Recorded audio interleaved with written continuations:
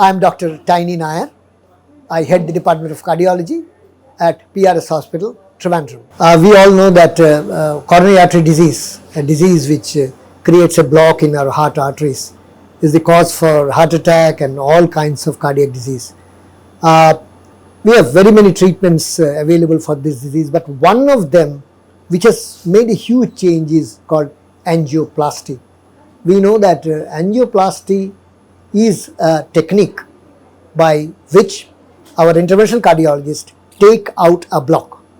A test is done which is called an angiogram, which shows the block, is it there, how severe it is, and then it is removed by a balloon and a stent is put. Now this stenting procedure, which we call commonly as angioplasty, was introduced way back in 1977, and by another 10 years we graduated on to stents. In fact, this technique today has transformed into a huge mammoth treatment. For example, 500,000 people in India in the last 1 year got an angioplasty done and are living a comfortable and good life, right? So this has become a standard of therapy for blocks, attacks, and blocks that are going to give rise to a kind of disease like attack.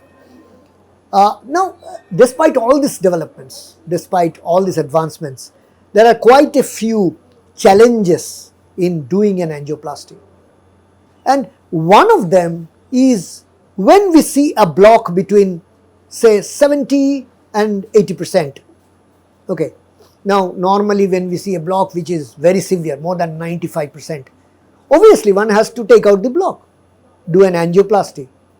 But when we see that the block is between 70 and 80, we are not sure whether to do an angioplasty or not. One doctor might say, do an angioplasty. Another doctor might say, okay, go with medical therapy. Now that challenging situation, people thought that can we have some other parameter to tell us that this patient would do better with angioplasty? And that is how a concept called FFR, or fractional flow reserve, came in. This is basically measuring the pressure difference in a block between beyond the block and before the block to tell us that will this block removal by stenting benefit the patient. Today it has become one of those cutting edge technologies whereby we not just look at FFR but quite a few newer derivatives whereby we can conveniently see whether this pressure difference is large enough to justify removal of the block, and that is called FFR. We are very happy to say that today we have acquired one of the latest equipments that not only gives us an FFR but newer derivatives like IFR and DFR, which are more technical but more easier for the patient, more faster for the doctor to interpret, to make a decision. The next problem is that we are unable to predict which patient will come back with another block after angioplasty. And in that background, we want that when we do an angioplasty, the stent needs to be put perfectly well. So what is the way? We need to look inside the artery to see whether the stent is placed correctly.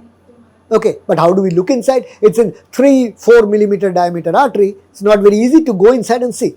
And today we have technology whereby it allows us to go deep inside the artery, through the artery like an angiogram, but see the interior of the artery. And that technology is called intravascular ultrasound, IVUS, IVUS, called IVUS. IVUS lets us see the interior of the artery and make sure that the stent is well placed without any gap, so that in the long run there will be no stent related problems. The third challenge in interventional cardiology, which was till recently unsurmountable, very severe, is calcium dense blocks. So if the block is there for a very long time, the blocks tend to get calcific. Calcium tends to get deposited, and when dense calcium gets deposited, it is not very easy to do an angioplasty because the balloon will not be able to burst the calcium and the flow will not be restored. To help in that, we have a new technology called a rotablator.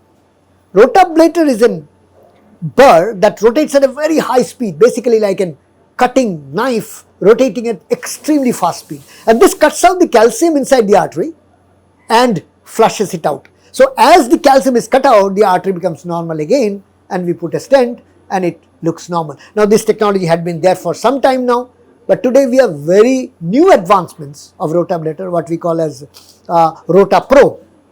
Now we are extremely happy at the interventional cardiology at PRS that today we have acquired RotaPro, we have acquired one of the best IVUS in the market, and also we have an FFR with DFR to give the patient the best that we can and make sure that we take care of the blockages in the heart.